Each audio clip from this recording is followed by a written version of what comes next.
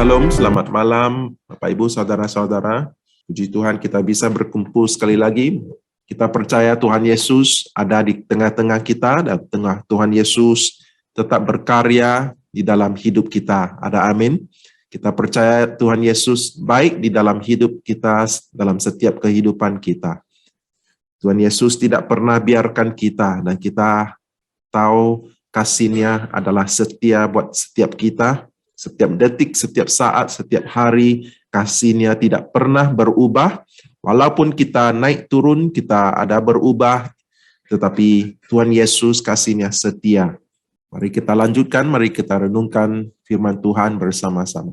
Kitab Efesus pasal pertama ayat ketiga, terpujilah Allah dan Bapa Tuhan kita, Yesus Kristus yang dalam Kristus telah mengkaruniakan kepada kita segala berkat rohani di dalam surga. Apabila Anda membaca ayat ini, apakah yang ada di dalam pikiran Anda? Apakah yang Anda teringat? Karena ayat ini adalah sebuah janji yang sangat besar kepada anak-anak Tuhan. Di ayat ketiga kita diberitahu bahwa dalam Kristus kita semua sudah dikaruniakan segala berkat rohani. Jadi Tuhan Yesus sudah siapkan, sudah berikan kepada kita segala berkat rohani.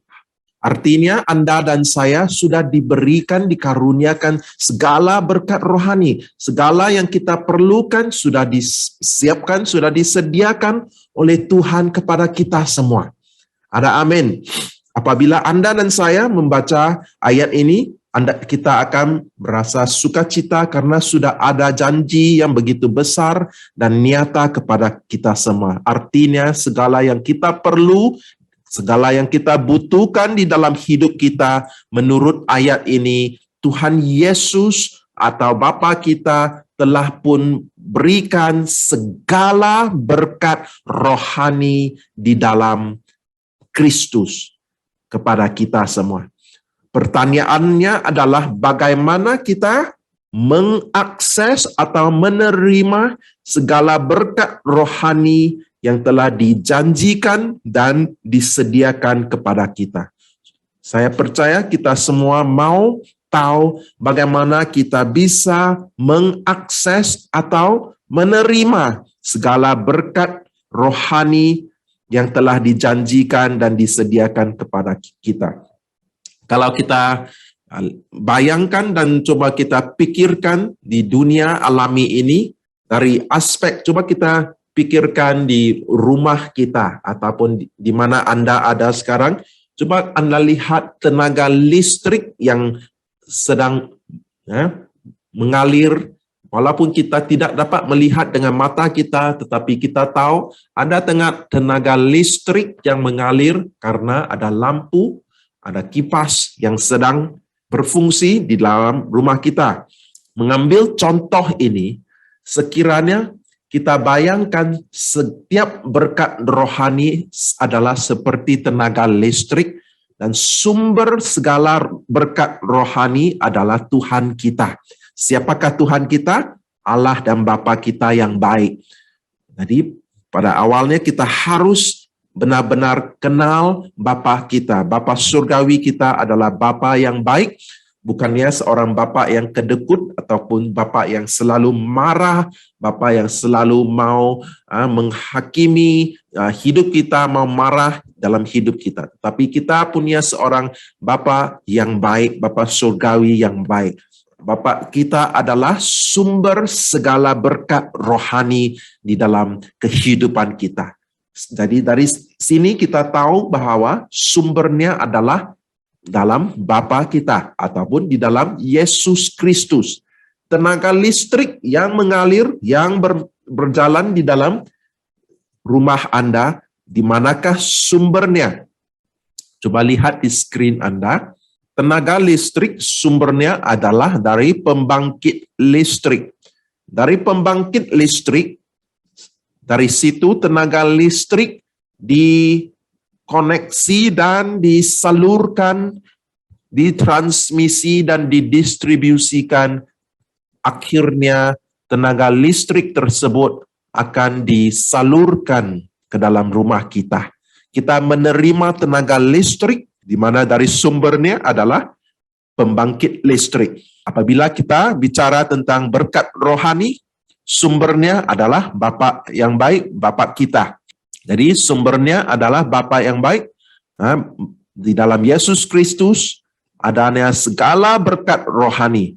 Dan kalau ini adalah hidup kita, rumah yang dibawa ini adalah hidup kita, bagaimanakah berkat rohani tersebut disalurkan kepada kita ke dalam hidup kita? Kabel-kabel yang ada di sini adalah koneksi yang menyalurkan, yang membawa dan mentransmisikan tenaga listrik tersebut kepada kita. Ya kan? Dari pembangkit listrik ini, kabel-kabel ini membawa tenaga listrik ke dalam rumah kita. Sama seperti gambaran ini, hidup kita, apakah yang mengkoneksikan berkat rohani dari Bapa yang baik, dari Bapa surgawi, daripada Yesus Kristus kepada kita. Dalam dunia roh, di dalam kehidupan kerohanian kita, iman kita adalah koneksi tersebut. Iman kita adalah koneksi atau kabel yang akan menyalurkan segala berkat rohani ke dalam hidup kita.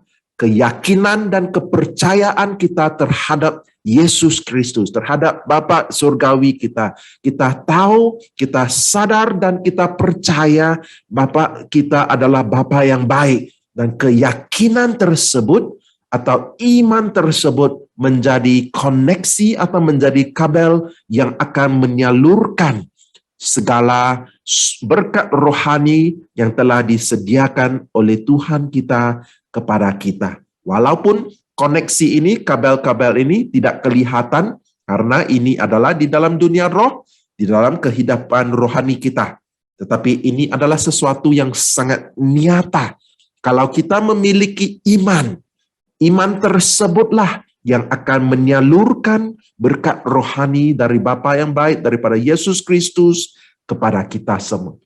Seperti di dalam dunia alami, kalau ada kabel tersebut, tiba-tiba terjadinya ada topan angin yang kencang ataupun ada gempa bumi, kalau sekiranya ada badai yang menyebabkan aliran listrik itu terputus, ya kan? Apabila ada angin topan yang besar, ataupun ada gempa bumi, ataupun ada badai yang berlaku, mungkin ada pohon yang akan tertimpa di atas kabel tersebut. Apakah yang terjadi? Kabel tersebut menjadi putus. Apabila kabel itu putus, aliran listrik tidak dapat disalurkan kepada rumah kita. Sama juga musuh memiliki sebuah keinginan supaya aliran listrik atau aliran berkat rohani tidak sampai ke hidup kita. Musuh datang untuk mencuri, membunuh, dan membinasakan. Dan musuh datang untuk membawa hal-hal tersebut supaya aliran listrik, aliran berkat rohani tidak dapat sampai ke hidup kita. Apakah hal-hal tersebut? Badai di dalam hidup kita, permasalahan di dalam hidup kita, hingga kita merasa tidak memiliki kepercayaan dan iman terhadap Tuhan. Kadang-kadang ada kabut asap yang menyelubungi pikiran kita. Itu adalah seperti sesuatu yang mau memutuskan aliran listrik tersebut. Asap yang menyelubungi pikiran kita menyebabkan kita ragu-ragu sama dengan karakter Tuhan. Kita meragui kebaikan Tuhan. Semua ini adalah niat musuh untuk memutuskan aliran berkat rohani di dalam hidup kita. Kita mulai mempertanyakan, apakah Tuhan aku baik? Apakah Tuhan aku sudah meninggalkan aku? Apakah sekarang aku bersendirian tanpa apa-apa pertolongan? Kesemua ini adalah seperti kabut asap yang menyelubungi pikiran kita. Ini adalah serangan dan tantangan musuh iblis setan di dalam hidup kita yang kita harus sadar dan kita harus tidak mau izinkan hal-hal ini berlaku di dalam hidup kita. Kalau kita sadari ini adalah strategi musuh kita, kita tidak akan membenarkan musuh untuk memutuskan saluran berkat rohani dari Tuhan kepada kita. Kalau kita menyadari segala pembohongan di dalam pikiran kita yang menyebabkan, yang menghasilkan ragu-ragu di dalam pikiran kita, kita akan menolak segala pikiran tersebut. Kita akan tetap pegang kepada Tuhan dan percaya kepada Tuhan, yakin kepadanya, dan terus memiliki sebuah iman di dalam hati kita terhadapnya. Jadi Bapak, Ibu, Saudara-saudara, malam hari ini kita akan melihat sebuah kisah di dalam kitab Matius, kisah seorang perempuan Kanan, di mana kita akan belajar dari kisah ini bagaimana iman perempuan Kanan ini menyebabkan beliau menerima berkat yang diinginkan, yang dimintanya daripada Yesus. Tetapi beliau tidak dengan langsung terus menerima jawaban kepada permintaannya. Dan pada akhirnya Yesus memberitahu perempuan Kanan ini, besar imanmu. Jadi kita akan mempelajari dari kisah ini supaya setiap kita juga memiliki iman. Supaya iman yang menjadi koneksi, menjadi kabel yang untuk menyalurkan aliran berkat rohani ke dalam hidup kita. Ayo kita lihat Matius pasal ke-15. Matius pasal ke-15 dari ayat ke-21. Lalu Yesus pergi dari situ dan menyingkir ke daerah Tirus dan Sidon. Ayat ke-22, maka datanglah seorang perempuan Kanan dari daerah itu dan berseru, kasihanilah aku ya Tuhan, anak Daud, karena anakku perempuan kerasukan setan dan sangat menderita. Ayat 23, tetapi Yesus sama sekali tidak menjawabnya. Lalu murid-muridnya datang dan meminta kepadanya, suruhlah dia pergi. Ia mengikuti kita dengan berteriak-teriak. Jawab Yesus, aku diutus hanya kepada domba-domba yang hilang dari umat Israel. Tetapi perempuan itu mendekat dan menyembah dia sambil berkata, Tuhan, tolonglah aku. Ayat ke-26, tetapi Yesus menjawab, tidak patut mengambil roti yang disediakan bagi anak-anak dan melemparkannya kepada anjing. Kata perempuan itu, benar Tuhan, namun anjing itu makan remah-remah yang jatuh dari meja tuannya. Maka Yesus menjawab dan berkata kepadanya, hai ibu, besar imanmu, maka jadilah kepadamu seperti yang kau kehendaki. Dan seketika itu juga anaknya sembuh. Jadi dari kisah ini kita tahu bahwa anak perempuan Kanan tersebut kerasukan setan. Dan beliau datang karena anaknya sangat menderita. Kasihan kan, kalau ada hal-hal sedemikian, ibu tersebut merasakan begitu sedih sekali dan beliau pergi mendekati Yesus dan meminta supaya Yesus menyembuhkan anaknya.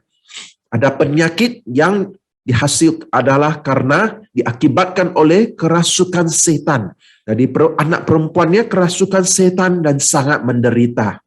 Puji Tuhan, apabila kita membaca ayat ke-28, kita tahu bahwa Tuhan Yesus kita berkuasa dan memiliki kuasa untuk menyembuhkan anak perempuan tersebut. Jadi anaknya disembuhkan pada saat itu juga. Tetapi sebelum kesembuhan itu terjadi, mengapakah Yesus mengatakan bahwa iman ibu itu adalah besar? Sudah pasti kita semua mau memiliki iman yang besar. Kalau iman kita besar, saluran berkat rohani yang bisa disampaikan kepada kita, iman kita besar, salurannya besar, kita bisa menerima segala berkat yang telah disiapkan dan disediakan oleh Tuhan kepada kita. Ayo kita mulakan dari ayat ke-22.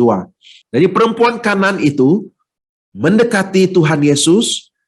Kita tahu kita bacakan dari ayat ke-22, beliau berkata kepada Tuhan Yesus, "Kasihanilah aku ya Tuhan, anak Daud, karena anakku perempuan kerasukan setan dan sangat menderita."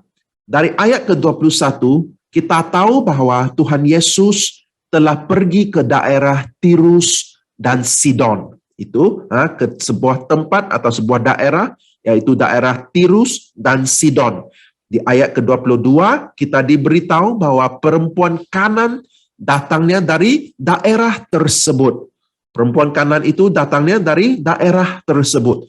Jadi apabila Yesus pergi ke daerah Tirus dan Sidon, ada orang-orang yang mendekati Yesus. Mereka datang kepada Yesus dengan kebutuhan mereka. Ayat 21 Matius pasal ke-15. Kita sedang melihat kisah perempuan Kanan di mana anaknya yang kerasukan setan disembuhkan oleh Tuhan Yesus. Yang seperti yang kita katakan tadi, Tuhan yang sudah mempersiapkan berkat rohani di dalam hidup kita, bagaimana kita mengakses berkat rohani tersebut. Koneksi itu adalah iman di dalam kehidupan rohani kita. Melalui iman kita mengakses segala berkat rohani. Iman itu adalah seperti kabel-kabel yang datang dari pembangkit, pembangkit tenaga listrik, dan tenaga listrik itu disalurkan oleh kabel-kabel kepada setiap rumah. Dan aliran listrik itu adalah seperti sumber berkat rohani yang dialirkan, yang disalurkan ke dalam hidup kita. Apakah kabel-kabel tersebut? Kabel-kabel itu adalah iman kita. Dan di kisah perempuan Kanan ini di Matius 15, kita akan belajar supaya kita memiliki iman yang dapat mengakses dan menerima segala berkat rohani yang sudah dipersiapkan dan disediakan oleh Tuhan kepada setiap kita. Jadi dari ayat ke-22 kita tahu bahwa orang-orang mendekati Tuhan Yesus dengan kebutuhan mereka. Mereka semua berasal dari daerah tersebut, jadi mereka datang mendekati Yesus dengan kebutuhan mereka. Tuhan Yesus langsung tidak menolak mereka. Yesus tidak merasa tersinggung apabila orang-orang datang mendekatinya dengan kebutuhan mereka. Ini memberitahu kita boleh dan kita harus mencari Yesus apabila kita ada kebutuhan, ada keperluan di dalam hidup kita. Amin. Tapi kita jangan hanya berhenti di situ. Ada Kristen yang hanya mendekati Tuhan Yesus apabila mereka ada kebutuhan. Setelah mereka diberkati, setelah doa mereka dijawab oleh Tuhan Yesus, mereka langsung hilang, tidak lagi mendekati Yesus. Jadi, kalau kita hanya tahu mendekati Yesus apabila kita membutuhkan Tuhan Yesus, membutuhkan pertolongannya, ini tidak cukup. Kita masih belum belajar menjadi seorang anak dewasa. Kita harus lanjut lagi mencari wajahnya, mencinta dan mengasihi Tuhan Yesus. Ini kita belajar menjadi anak yang dewasa, supaya kita tidak hanya mencari Yesus apabila kita memerlukan sesuatu, memerlukan berkat-Nya, baru kita cari. Setelah kita menerima setiap berkat, kita hilang dari gereja, hilang dari hadirat Tuhan.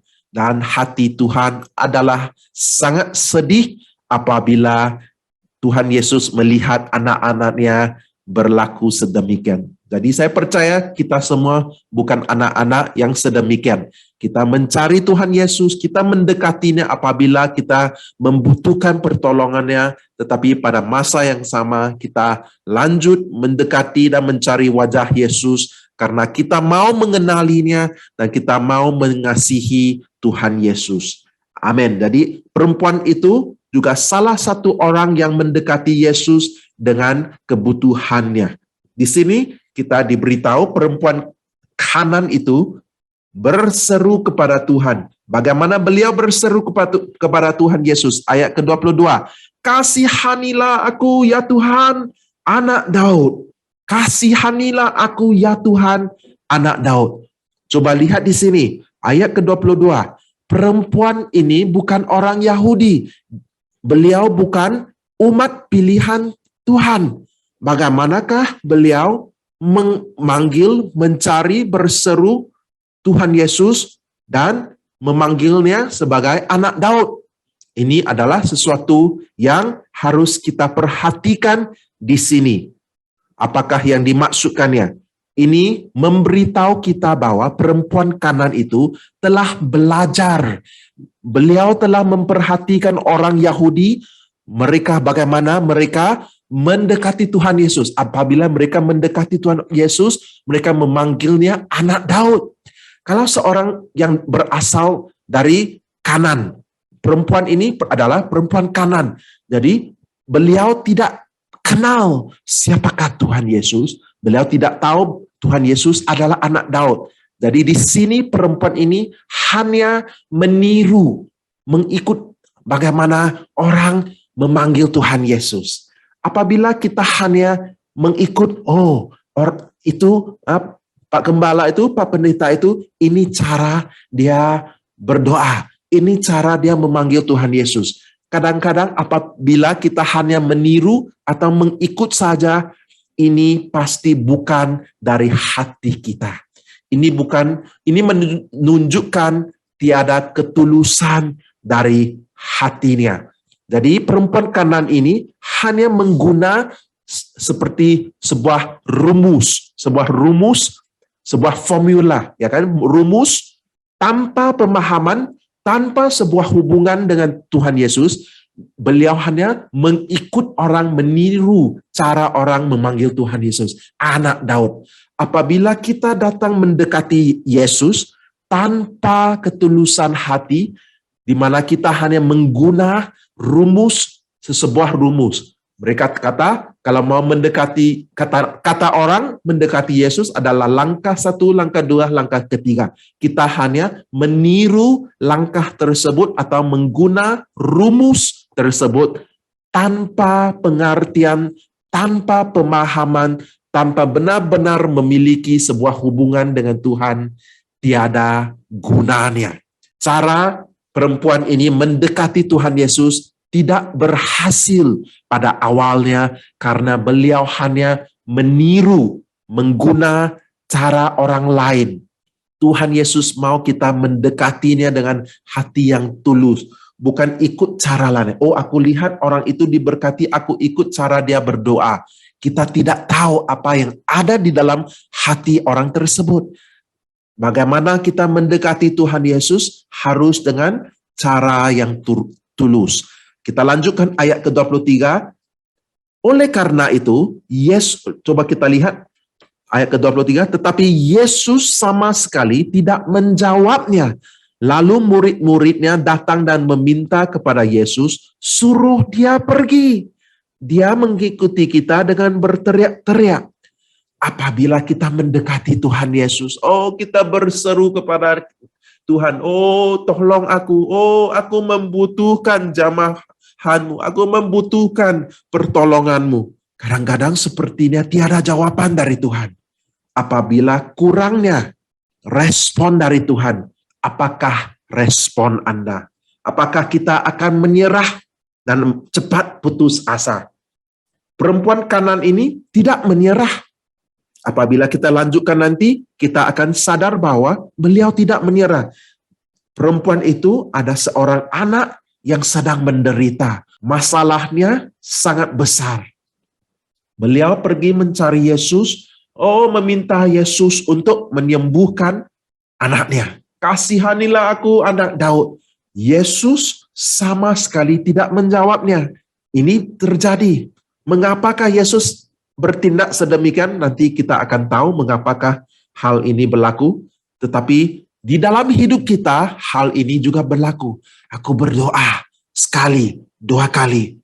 Masih tiada jawaban. Aku berseru 3 kali, 4 kali. Aku puasa, doa puasa.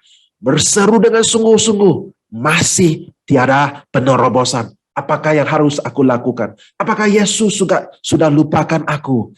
Di saat itu, minda dan pikiran kita seperti diselubungi dengan kabut asap yang akan menyebabkan kita meragui kebaikan Tuhan, meragukan karakter Tuhan.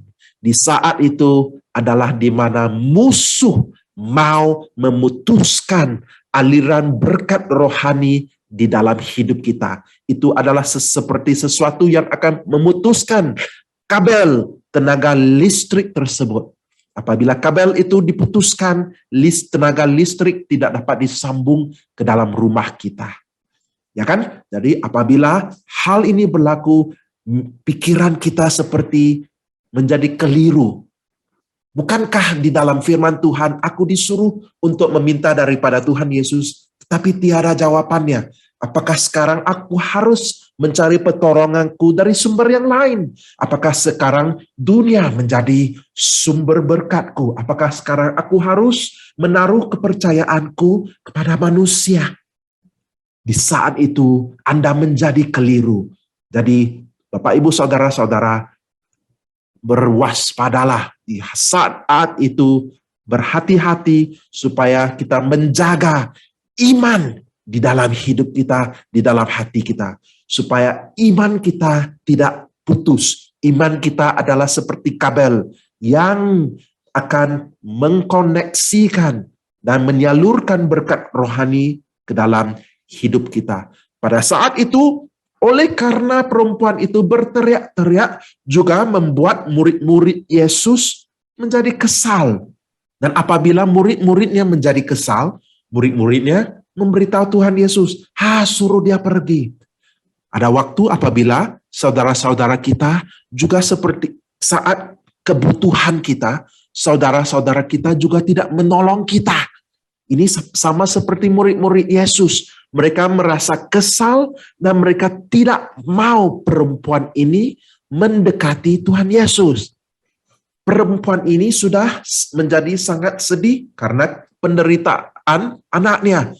Bukan saja Tuhan Yesus tidak menjawab seruannya, bahkan murid-muridnya juga kesal dan tidak mau perempuan ini mendekatinya. Apakah di saat itu Anda memberikan ruang supaya kepahitan timbul di dalam hidup Anda? Ada ramai Kristen apabila mereka dilukai oleh saudara-saudara mereka, oleh orang-orang saudara-saudara Kristen mereka yang tidak menolong mereka, yang tidak membantu mereka saat mereka di dalam kesusahan. Mereka menjadi merasakan sangat pahit. Mereka bilang saja mau menolong aku, tetapi apabila aku mencari pertolongan daripada mereka, mereka lari daripada aku seperti murid-murid Yesus. Mereka coba halau aku daripada mereka. Apakah respon Anda? Apakah Anda akan menjadi negatif dan merasakan kepahitan di dalam hidup Anda? Ini adalah sangat biasa.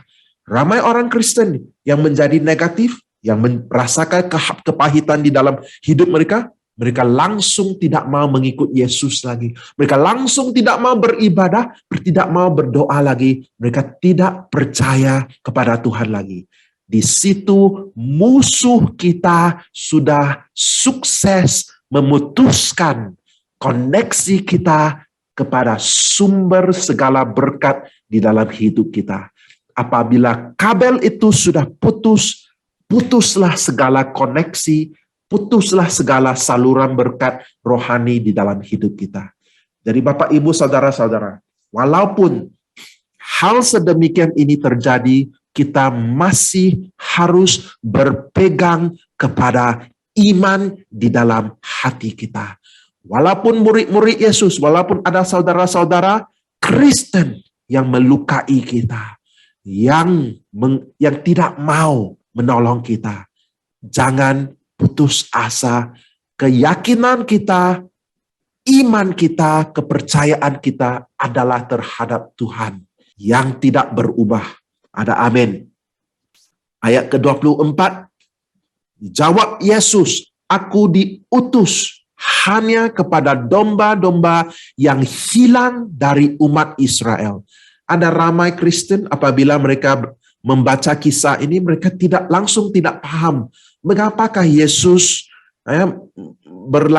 memperlakukan respons sedemikian. Tetapi di sini kita benar-benar mengerti mengapakah Yesus tidak menjawab seruan perempuan Kanan itu tadi. Tuhan Yesus memberitahunya, Yesus hanya diutus kepada umat Israel. Apabila Tuhan Yesus datang pertama kalinya, Yesus diutuskan kepada umat Israel. Setelah Tuhan Yesus disalibkan, Rasul Paulus diberikan pekerjaan untuk memberitakan Injil kepada setiap umat. Tetapi tujuan Tuhan pada awalnya, bagaimana Tuhan bekerja, Tuhan memiliki musim-musim yang berbeda. Ada musim dan waktu yang berbeda bagaimana Tuhan bekerja. Kalau kita mau mengenal siapakah Tuhan kita, kita mesti tahu bahwa Tuhan berkarya mengikut musim dan waktunya. Apabila Tuhan Yesus di atas muka bumi ini, coba kita perhatikan dan baca setiap kitab Injil, Matius, Markus, Lukas, dan Yohanes. Yesus tidak pernah pergi mencari orang yang bukan dari umat Israel. Karena misinya, utusannya adalah pergi mencari domba-domba yang hilang, yaitu umat Israel yang hilang. Jadi walaupun Tuhan Yesus memiliki segala kuasa untuk menyembuhkan anak perempuan Kanan tersebut, Tuhan Yesus tidak melakukannya karena itu bukan musim, bukan waktu untuk melakukan sesuatu kepada orang yang bukan dari umat Israel, orang yang bukan orang Yahudi. Jadi apabila kita paham, kita akan melihat dan mengerti setiap kisah di dalam Injil, Yesus menyembuhkan orang Israel, umat Israel. Karena itu adalah misi utusannya.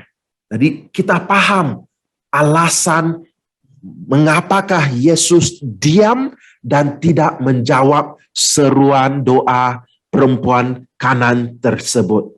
Itu bukan dispensasi kasih karunia untuk umat yang bukan Israel, bukan Yahudi. Apabila dispensasi itu sampai, apabila waktu itu dibuka untuk setiap orang, baru Tuhan berkarya di seluruh umat, di seluruh dunia. Jadi dari ayat ke-24 kita diberitahu alasan mengapakah Yesus tidak menjawab seruan perempuan Kanan tersebut.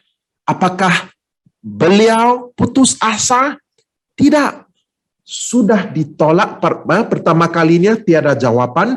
Murid-muridnya tidak suka sama dia. Beliau tidak tinggalkan tempat itu. Ayat ke-24, Yesus memberitahu mengapakah Yesus tidak dapat menjawab seruannya. Apakah perempuan Kanan itu putus asa dan tinggalkan tempat itu dan tinggalkan Yesus? Jawabannya juga tidak. Tetapi ayat ke-25, apakah yang dilakukan oleh perempuan tersebut? Perempuan itu mendekat dan menyembah Yesus sambil berkata, Tuhan, tolonglah aku. Coba perhatikan di sini. Ya, ini adalah kuncinya. Ini sangat penting di sini. Coba ya, perhatikan, dengar baik-baik. Tadi apabila perempuan itu datang bersujud di hadapan Yesus, perempuan itu tidak datang dengan hatinya. Beliau hanya meniru cara bagaimana orang lain memanggil Yesus. Oh, kasihanilah aku anak Daud. Siapa anak Daud? Aku tidak tahu. Aku hanya ikut mereka. Mereka kan orang Yahudi, mereka tahu aku ikut.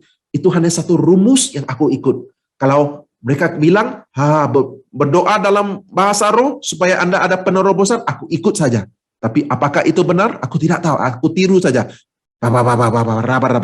Ada yang tiru juga cara orang, bahasa roh orang lain juga ditirunya. Tapi itu bukan cara yang betul. Amin. Kita harus benar-benar dibaptiskan oleh Roh Kudus. Tetapi di sini apabila kita sampai ke ayat ke-25, sekarang bukan sekadar cara hanya meniru atau mengikut cara lain. Sekarang benar-benar ibu tersebut datang bersujud dan menyembah Yesus. Wow, penyembahan itu adalah satu hal yang sangat penting di dalam kehidupan seorang Kristen. Ramai Kristen hanya pikir, oh apakah itu penyembahan? Oh sembah Tuhan berarti, aku nyanyi 2 lagu. Apabila aku ikuti ibadah, aku nyanyi 2 lagu, itu adalah penyembahan. Tidak. Penyembahan adalah dari hati kita. Bukan sekadar menyanyikan 2 buah lagu rohani, itu tidak berarti adalah penyembahan. Coba lihat bagaimana perempuan ini datang menyembah Tuhan Yesus. Kita diberitahu beliau mendekat Yesus dan menyembah Yesus. Beliau tidak berkata, oh aku sembahmu, oh engkau layak disembah. Coba lihat apa yang diperkatakan oleh perempuan itu. Tuhan, tolonglah aku. Wah, ini dari mata Tuhan adalah penyembahan. Sekarang ibu ini, dia datang bukan dengan bahasa-bahasa yang indah, bukan dengan kata-kata yang indah, tetapi tidak jujur, tidak tulus. Sekarang ibu ini benar-benar beliau serius datang dengan Yesus kepada Yesus, dan beliau pikir, kalau Yesus tidak memberi jawaban, habislah aku. Tiada lagi sumber yang lain yang dapat memberikan apa yang akan kupinta. Jadi beliau bersujud kepada Yesus, dan penyembahannya adalah, Tuhan, tolonglah aku. Kadang-kadang sangat susah untuk kita berkata demikian, karena kita pikir, oh aku harus menunjukkan kepada orang lain, aku kuat, aku boleh.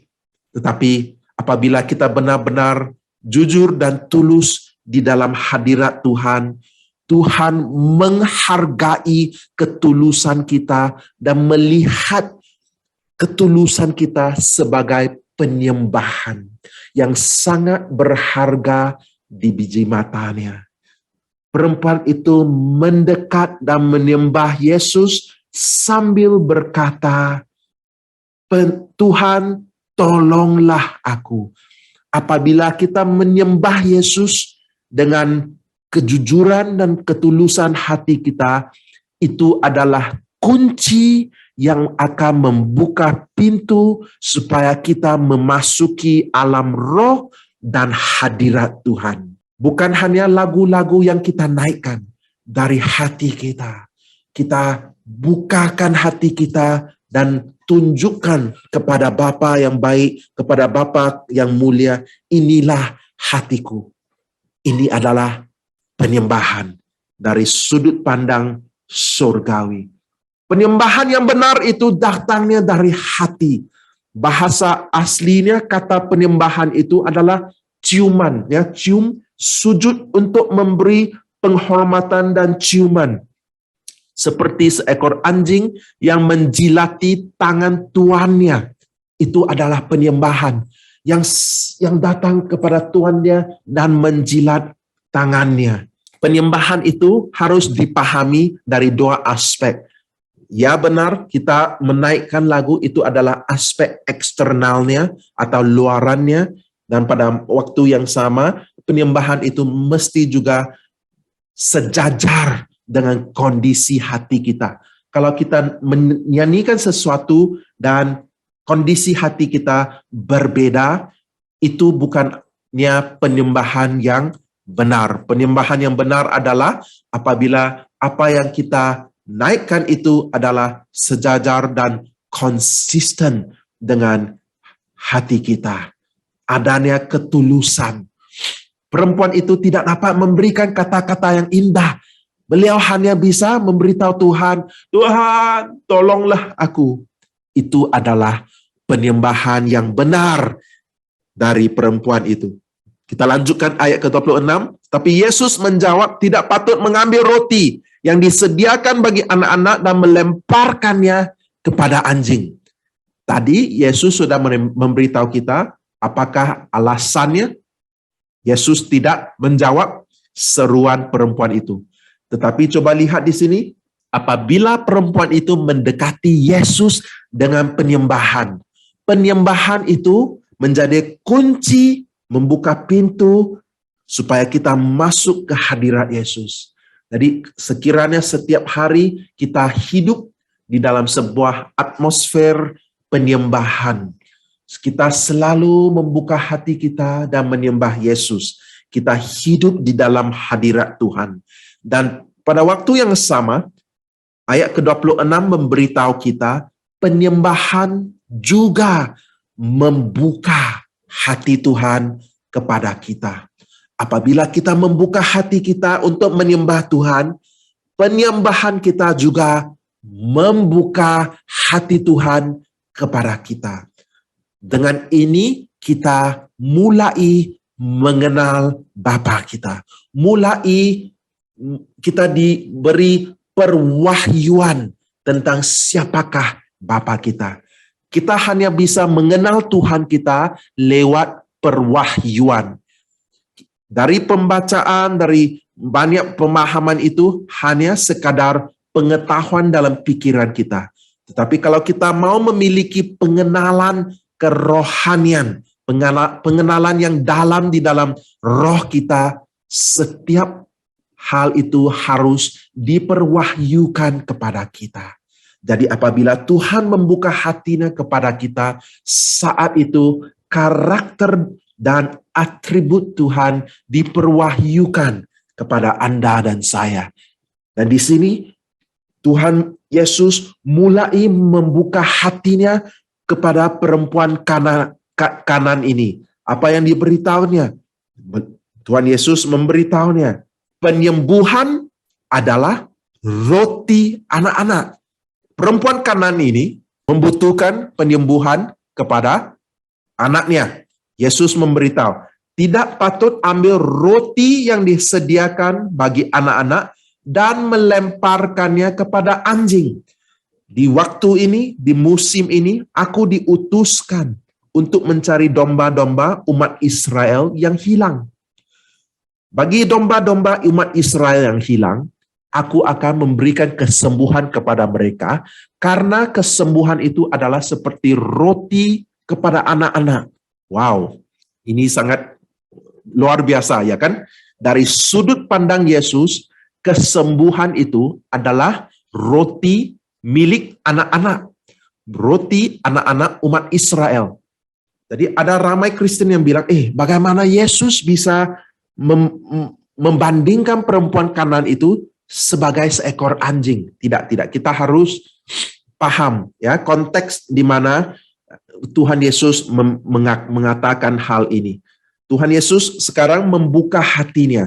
Penyembahan perempuan itu sekarang membuka hati Tuhan untuk memperwahyukan kepadanya apa yang ada di dalam isi hati Tuhan.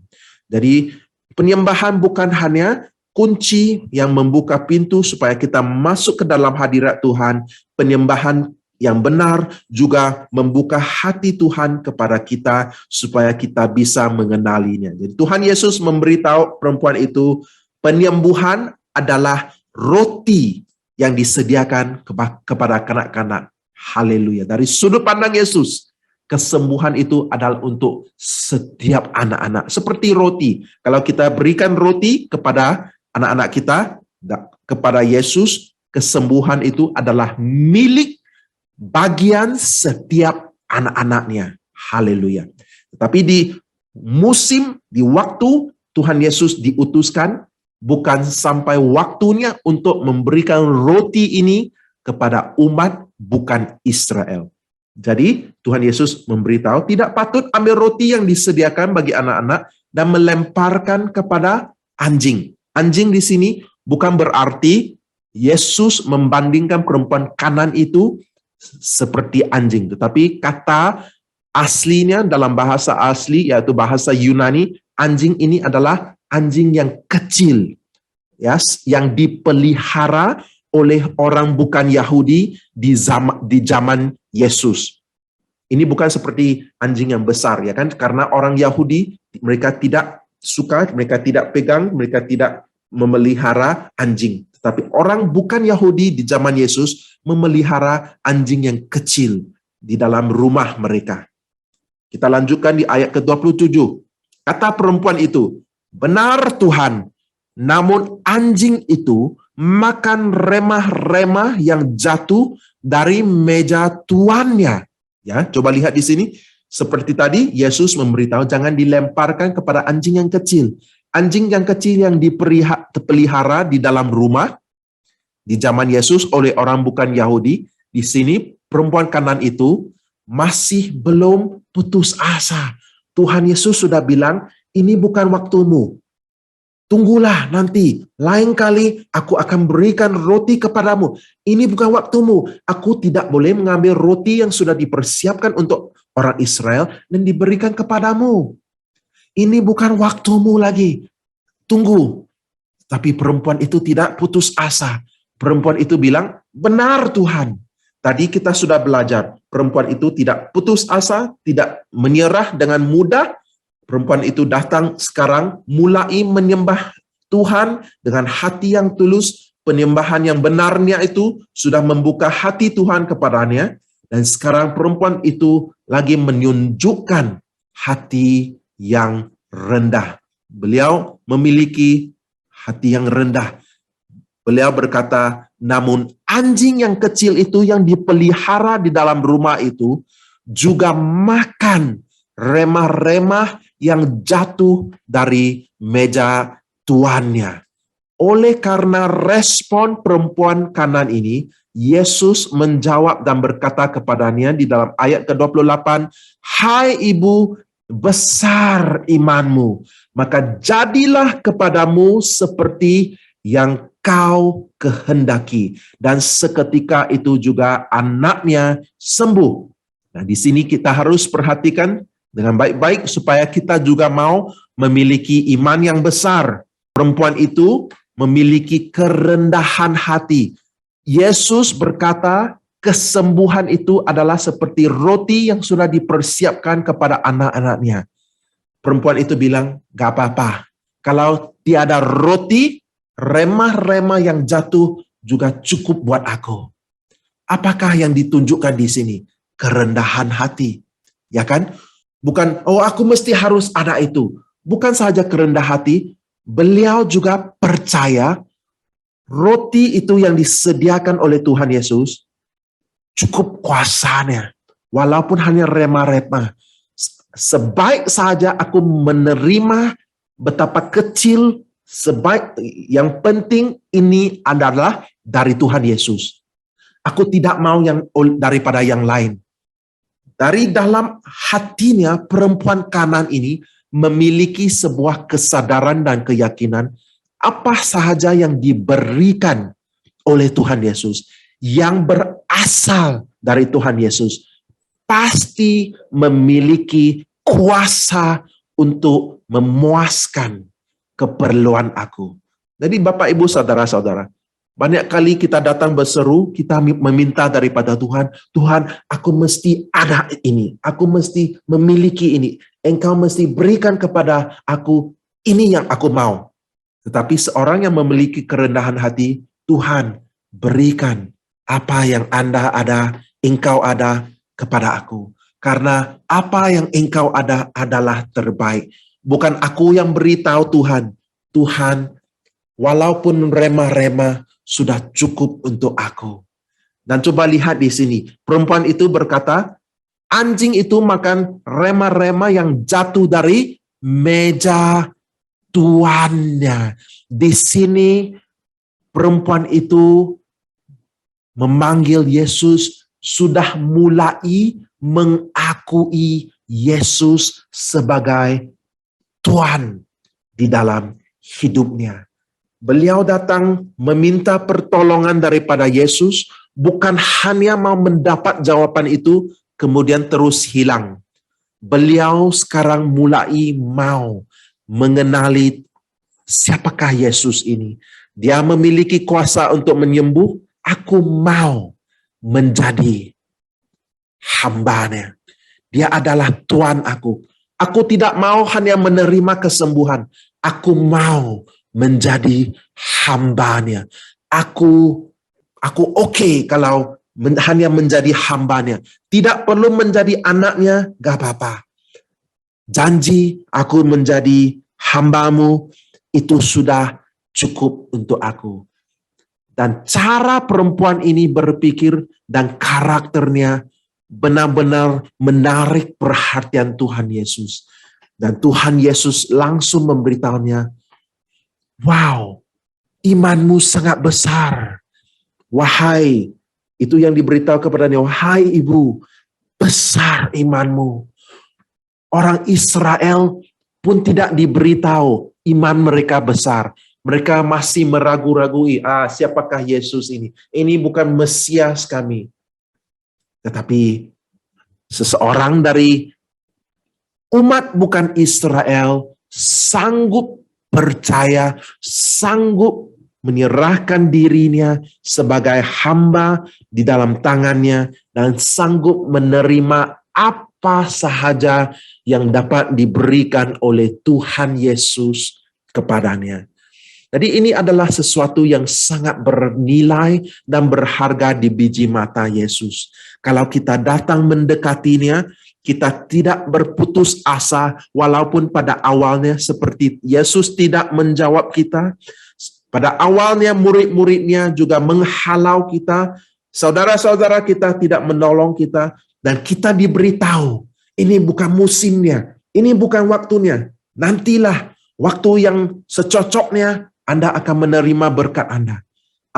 Dengar baik-baik, apabila seseorang itu memiliki iman, walaupun bukan musim dan waktunya, bukan dispensasi untuk menerima berkat rohani tersebut, imannya langsung membawanya masuk ke waktu dan musim yang disediakannya di masa depan.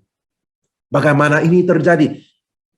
Beliau hidup di zaman untuk orang-orang umat Israel. Tetapi perempuan Kanaan ini oleh karena imannya, sekarang beliau masuk ke zaman di mana bukan umat Israel mulai menerima Injil dan berkat. Beliau terdahulu sudah masuk oleh karena iman. Jadi iman itu membawanya masuk ke dalam waktu yang masih belum sampai di dalam hidupnya. Iman bisa melakukan hal ini. Kita tahu ada berkat rohani yang sudah dipersiapkan dan disediakan oleh Tuhan kepada kita. Bagaimana kita masuk ke dalam waktu itu. Bagaimana kita mengakses dan menerima berkat itu. Iman. Iman menjadi koneksi, menjadi kabel yang akan menyalurkan berkat itu. Walaupun berkat itu tiada di dalam zaman ini, tiada di dalam musim ini, tiada di dalam hidup ini. Tiada orang yang dapat membantu aku, tiada orang yang dapat memberikan ini kepada aku. Tetapi sekiranya aku ada iman, aku dapat mengaksesnya dari zaman yang akan datang. Dari sumbernya, dari Tuhan Yesus. Apabila aku memiliki kerendahan hati, aku tidak cepat putus asa. Aku datang mendekati Tuhan untuk menyembahnya, datang dengan ketulusan hati. Tuhan, aku tiada apa-apa untuk memberi kepadamu. Aku sangat membutuhkanmu, aku sangat memerlukanmu. Bagi Tuhan, ini sangat berharga. Karena Tuhan tidak suka orang yang hanya datang dengan topeng, memakai topeng, menunjukkan sebagai seseorang yang beliau bukan. Tetapi apabila datangnya perempuan Kanaan itu kepadanya, bersujud kepada Tuhan Yesus, menyembahnya, tidak berputus asa dan memberitahu Tuhan Yesus, walaupun sisa-sisa ataupun rema-rema yang diberikan sudah cukup untuk aku. Rema-rema sudah cukup karena aku hanya seorang hamba. Dan dari saat itu perempuan Kanaan itu dibawa masuk ke zaman masa depan. Dari detik itu, anaknya disembuh. Anaknya itu mengalami kerasukan setan yang parah, yang sangat menderita. Hanya dengan iman, Tuhan Yesus tidak melakukan apa-apa. Hanya dengan iman, perempuan itu masuk ke zaman depan, membawa kesembuhan itu, mengkoneksikan kabel itu, supaya kesembuhan itu disalurkan kepadanya. Yesus memberitahunya, jadilah kepadamu seperti yang kau kehendaki. Berkat itu sudah ada, tetapi bukan waktu sekarang. Berkat itu ada, sudah ada. Roti itu sudah ada, bukan sekarang. Tetapi kalau Anda ingin menerimanya sekarang, milikilah iman seperti perempuan Kanan ini. Pada waktu seketika itu juga anaknya sembuh. Yesus tidak perlu tumpang tangan. Yesus tidak perlu menghardik atau menyuruh setan itu keluar. Seketika itu juga anaknya sembuh. Betapa ajaibnya, dengan iman kita bisa mengakses dan menerima segala berkat rohani yang telah dipersiapkan dan disediakan oleh Tuhan kepada kita. Mari kita berdoa bersama-sama. Bapa yang baik, kami mengucap syukur karena firman-Mu penuh dengan kebenaran yang dapat membebaskan setiap kami daripada belenggu ketidakkepercayaan, yang dapat membebaskan kami daripada belenggu kekecewaan, kepahitan, dan kekhawatiran. Firman-Mu adalah ya dan amin. Dan apabila kami mendengarkan firman-Mu, iman akan timbul di dalam roh dan hati kami. Malam hari ini, Bapa yang baik, kami datang mendekati-Mu. Kami datang dengan hati yang rendah dan tulus dan memberitahu-Mu, ya Bapa, kami sangat membutuhkan pertolongan-Mu. Oh Bapa kami, oh Bapa yang baik, malam hari ini kami satukan hati kami dan kami datang berseru kepadamu. Kami membutuhkan, kami ingin, kami rindu berkat yang telah Engkau sediakan kepada kami. Kami rindu hidup dan tinggal di dalam segala berkat yang telah Engkau sediakan kepada kami. Ampunilah kami apabila kami ada kepahitan di dalam hidup kami. Pulihkan hati kami apabila kami dilukai oleh saudara-saudara Kristen kami. Tuhan Yesus, ampunilah kami kalau kami datang mendekati-Mu dengan keangkuhan dan kesombongan di dalam hati kami. Kami mau belajar dari perempuan Kanan ini. Kami mau mengakses berkat rohani yang telah Engkau siapkan kepada setiap kami. Terima kasih Yesus, terima kasih Bapa yang baik. Apa yang kami dengarkan malam hari ini, biar ini menjadi sesuatu yang nyata di dalam setiap kami ya Bapa. Kami tidak mau hanya dengar tetapi lupakan apa yang kami dengar, tetapi kami percaya firman ini akan berbuah di dalam setiap hidup kami. Dan terjadilah mukjizat demi mukjizat, penerobosan demi penerobosan, dan berkat demi berkat di dalam hidup kami untuk memuliakan nama-Mu ya Tuhan. Supaya kami bisa berjalan di dalam kehendak-Mu. Supaya kami bisa memuliakan nama-Mu di dalam hidup kami. Kami percaya dan kami serahkan hati kami di dalam tangan-Mu. Dalam nama Yesus kami berdoa, dan yang percaya sama-sama kita katakan amin. Amin.